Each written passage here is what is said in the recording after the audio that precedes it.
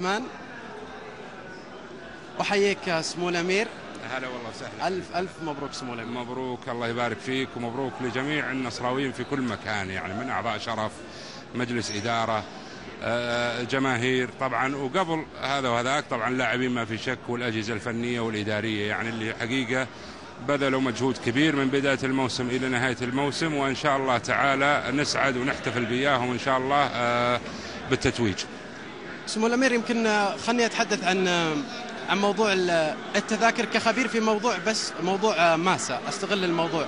يمكن بعض الجماهير تحدث معهم قبل المباراة يقولون إدارة الشباب رفعت المبلغ إلى 40 ريال تقريبا أسعار التذاكر. طبيعي السنة هذه والموسم هذا احنا لاحظنا دائما الفرق الصغيرة دائما تحاول انها تعرف تكسب ماديا من خلال رفع اسعار التذاكر للفرق الكبيرة، يعني لكن حقيقة الشباب يحصل على بطولات سمو الأمير. ما في شك طبعا، فريق بطولات ما في شك، لكن ربما عندهم ضائقة مالية، أرادوا أنهم يعوضون من خلال جماهير نادي النصر. عموما احنا نبارك لهم. يكون استثمار سمو الأمير؟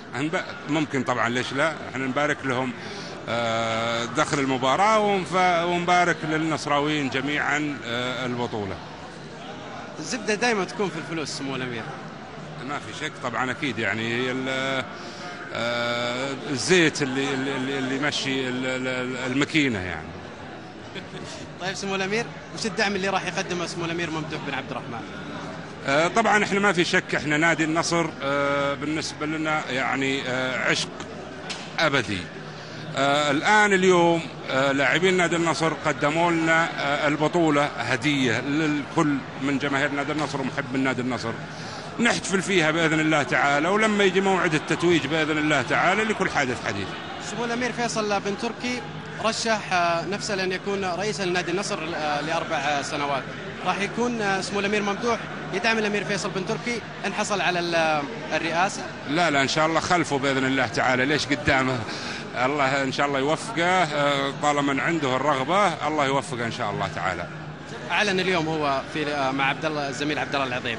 إن شاء الله يوفقه إن شاء الله، وأنا أقول له يا سمو الأمير فيصل الله يعينك، الحمل ثقيل، وإن شاء الله تعالى الله يقدرك عليه بإذن الله تعالى. أبارك لجميع النصراويين في كل مكان،